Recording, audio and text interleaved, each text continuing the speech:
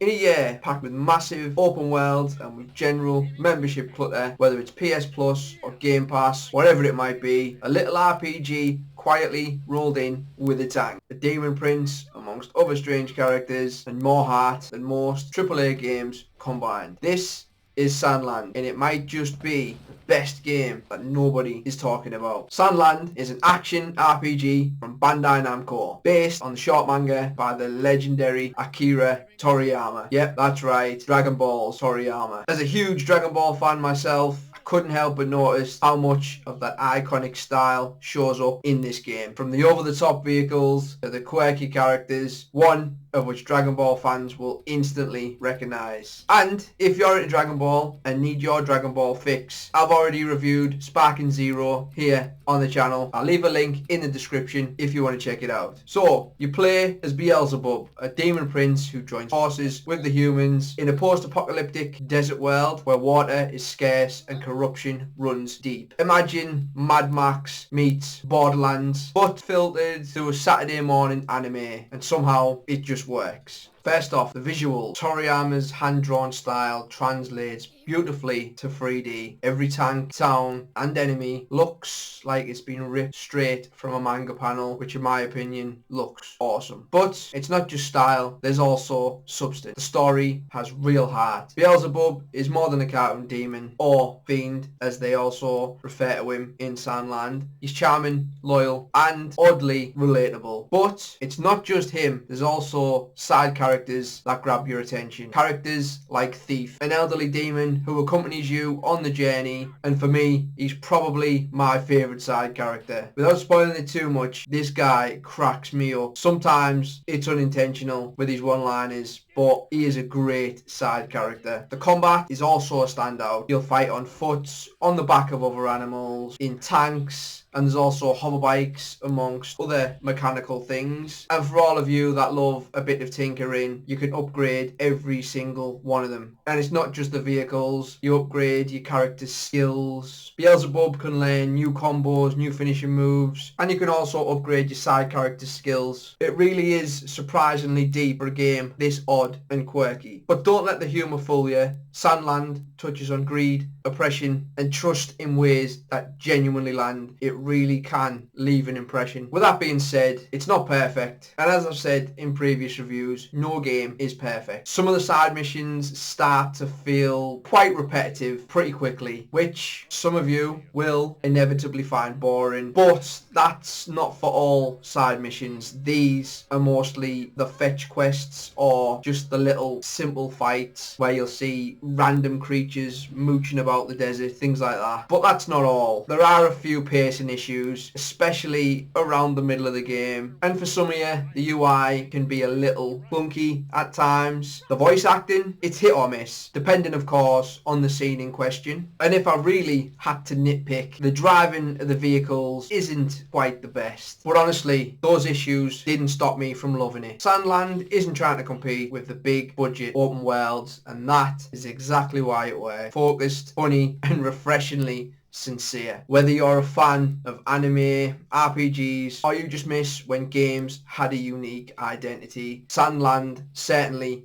deserves your time. In some ways, it's the definition of a hidden gem. However, it's not just a hidden gem, it's a diamond in the desert. So as usual, bolt it, play it, or avoid it. I'm giving Sandland a solid play. There is better out there, but if you want something fun, something different, and something quirky to play, then this is the one for you. Thanks for sticking around and hearing my thoughts. It means a lot. If you've played Sandland, let me know your thoughts, or drop a hidden gem you think more people should play down in the comments below. And whilst you're down there, if you enjoyed this review or it helped you make a decision, then smash that like button. I post new reviews every Friday, so if you don't want to miss out, then hit that subscribe button and join me next week as we open the vault and hopefully find the next hidden gem for you to add to your collection. And until then, I appreciate you all. Laters.